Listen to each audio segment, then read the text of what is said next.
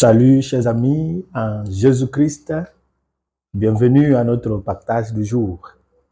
Aujourd'hui, inspiré par l'évangile du jour tiré de l'évangile selon Saint Matthieu, chapitre 5, versets 17 à 19, nous méditons autour du thème le grand devant Dieu, ou le grand dans le royaume de Dieu. Et en observant les événements, la façon de faire et de vivre, la façon de parler des fidèles chrétiens dans le monde pentecôtiste et charismatique, dans le monde de renouveau et d'évangélisme, nous constatons que la valeur de qui est précieux aux yeux de Dieu est souvent mesurée sur les paramètres ou par les paramètres de puissance charismatique. Ce que je suis capable de réaliser, le type de miracle que je peux réaliser, orchestrer, et comment j'ai l'art de prédication. Et c'est ce qui fait que l'attention est déroutée. Aujourd'hui, la parole de Dieu est très simple pour nous parler de comment l'homme, comment une femme de Dieu devienne grand. C'est en observant ses commandements.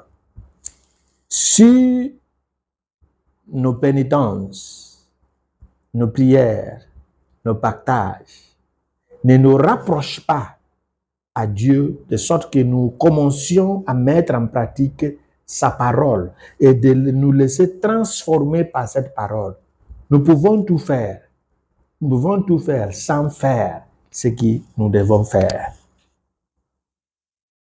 Et l'évangile nous dit, le grand dans le royaume de Dieu est celui qui fait, qui observe et qui enseigne aux autres à faire ainsi. Et au dernier jour, la prophétie de Daniel au chapitre 12, verset 1, 2, 3, va nous parler de leur position. Daniel nous dit que au son de la trompette, les vivants et les morts vont s'apparaître devant le trône de jugement. Il y aura deux divisions pour la vie éternelle et la mort éternelle, la condamnation éternelle. Mais pour ceux qui iront à la vie éternelle, Daniel nous dit qu'il y aura deux divisions.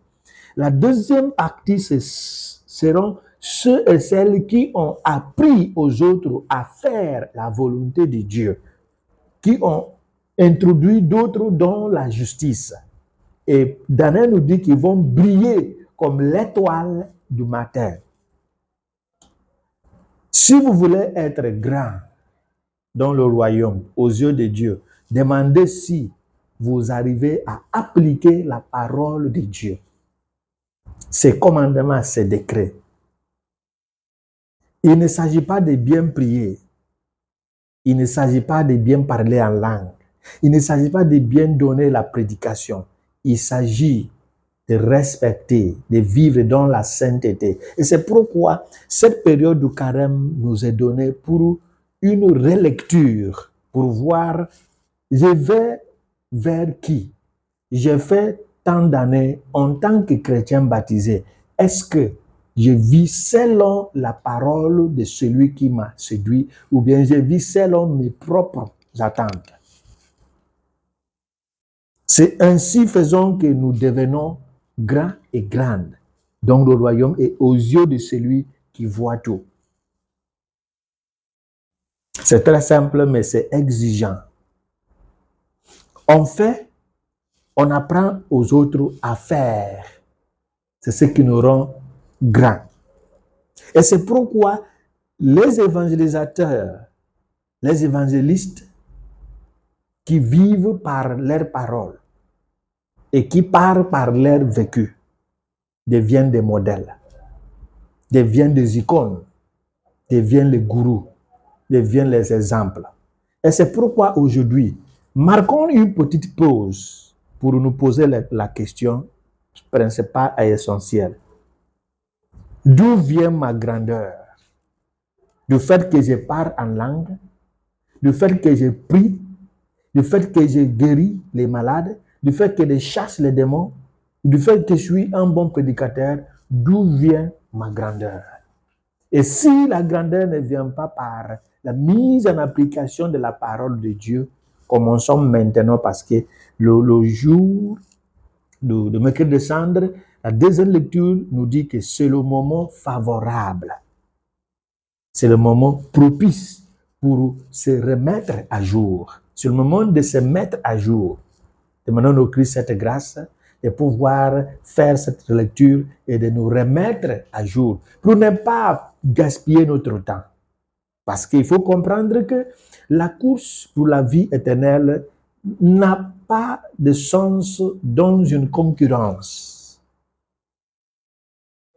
Il n'y a pas de concurrence. Faire la lutte correctement en s'appuyant à la parole. Il faut savoir que la parole dont il s'agit, c'est la recommandation d'autrui.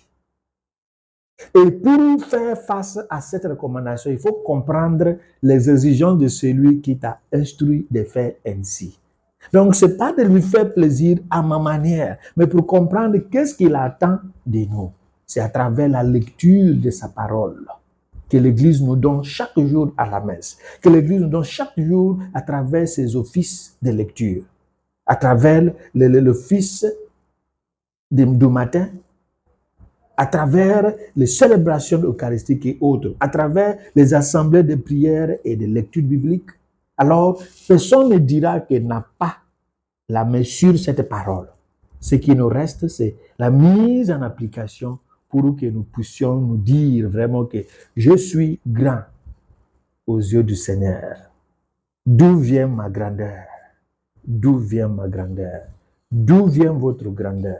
Vous êtes grand, vous êtes grande. Dans quel sens?